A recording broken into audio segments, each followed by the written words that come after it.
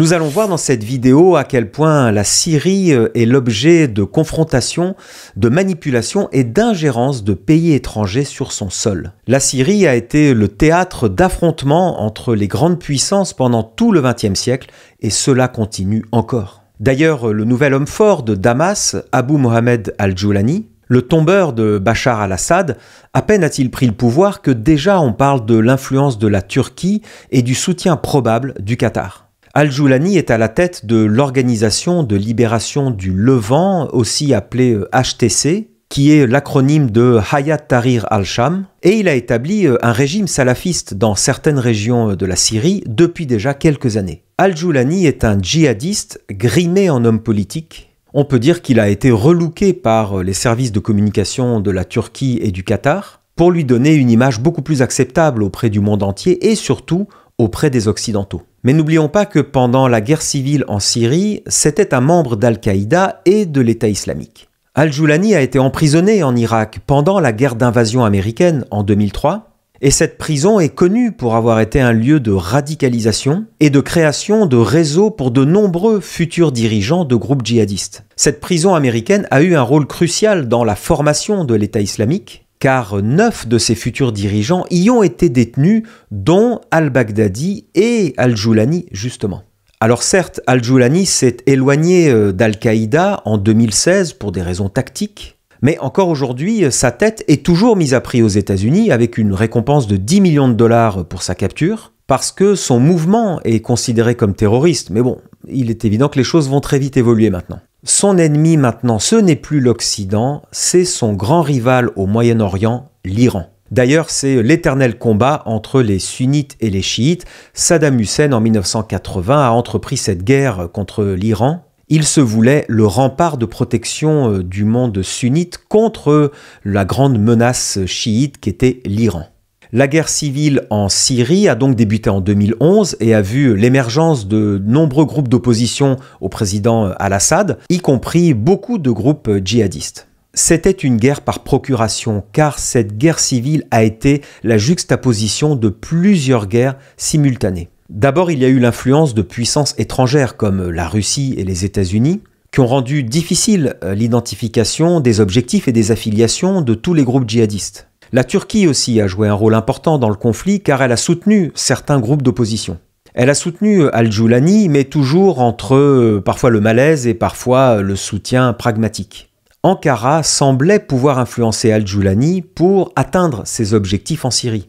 Déjà au temps de la guerre froide, l'URSS et les États-Unis s'opposaient de manière indirecte par groupes interposés sans jamais s'affronter directement.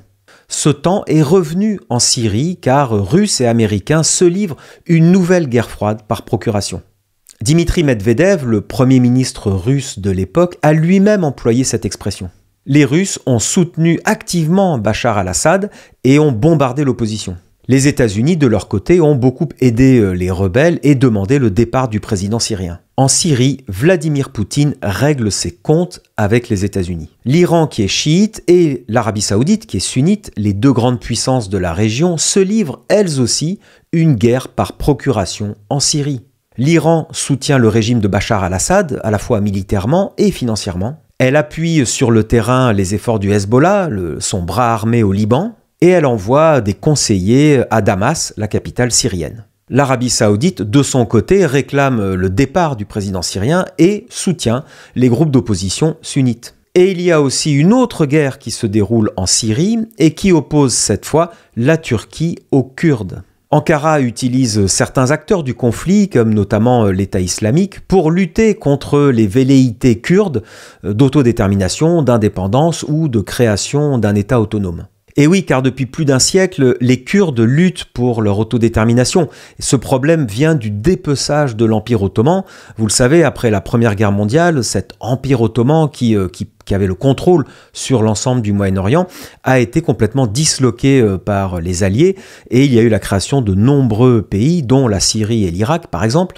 Et les Kurdes ont été disséminés à travers tous ces différents États qui ont été créés. Cette terrible guerre civile en Syrie a duré de 2011 à 2016.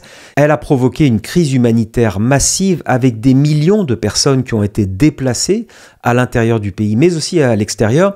L'Union européenne se souvient avoir reçu la demande de millions de Syriens qui voulaient entrer dans l'Union européenne. Et au final, il y a eu plus de 300 000 personnes qui sont mortes pendant ce conflit. Revenons un petit peu en arrière avec l'arrivée au pouvoir d'Hafez el-Assad en 1963 par un coup d'État militaire. On parle d'ailleurs du clan des Assad puisque le père Hafez el-Assad est resté au pouvoir jusqu'à sa mort en l'an 2000 et c'est son fils Bachar el-Assad qui a pris la succession du pouvoir via une élection présidentielle où il n'y avait aucune opposition.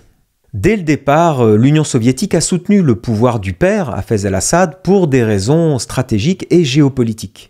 D'abord, la Syrie offrait à l'Union soviétique un accès stratégique à la mer Méditerranée et Moscou a pu placer une base navale importante à cet endroit. En soutenant le pouvoir d'Assad, Moscou pouvait affaiblir l'Occident et élargir sa sphère d'influence dans la région.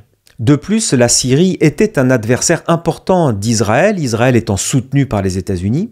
Ainsi, Moscou soutenait un ennemi d'Israël et pouvait tenter d'affaiblir la position américaine dans la région. Enfin, la Syrie était un client très important pour l'industrie de l'armement soviétique. Hafez el-Assad est arrivé au pouvoir après de très longues années d'instabilité politique. La période qui va de 1940 à 1960 a été marquée par de nombreux coups d'État et des bouleversements politiques importants. La Syrie a obtenu son indépendance en 1946, mais les Français ont même bombardé la Syrie en 1945 pour empêcher à tout prix cette indépendance. La création de la Syrie vient du découpage du Moyen-Orient en 1919 avec la chute de l'Empire ottoman. Tous ces pays qui ont été créés en 1919, comme la Syrie, l'Irak, le Liban, entre autres, ont été conçus par les Occidentaux pour être difficilement gouvernables avec de fortes divisions religieuses à l'intérieur de chaque pays.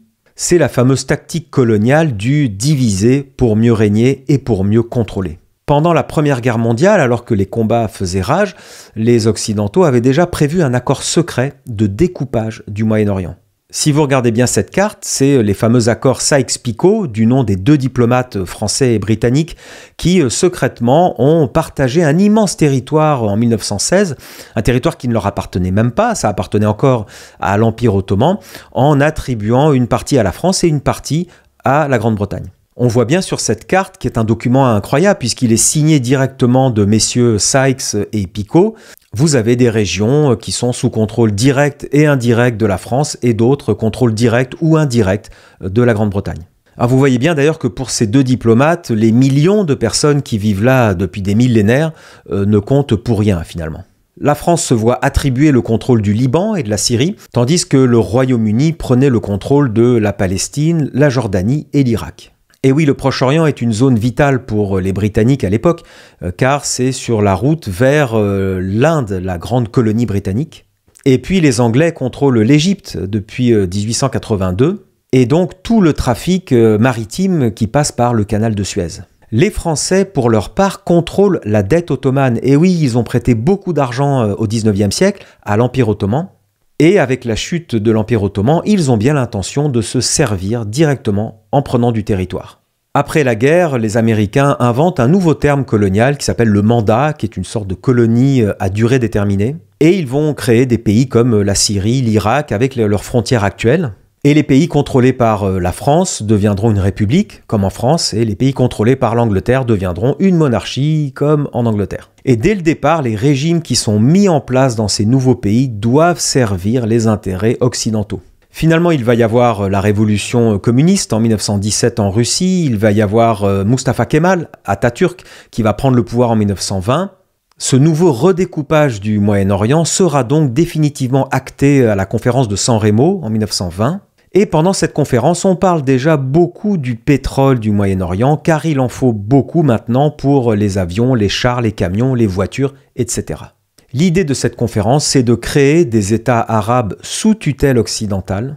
Ces accords ont façonné le Moyen-Orient tel qu'il est aujourd'hui, et sont à la source de conflits dramatiques et incessants qui ont mis le feu à la région depuis les années 1920. On peut dire que cela fait plus d'un siècle que la conférence de San Remo renferme en elle les germes de toutes les guerres qui ont suivi.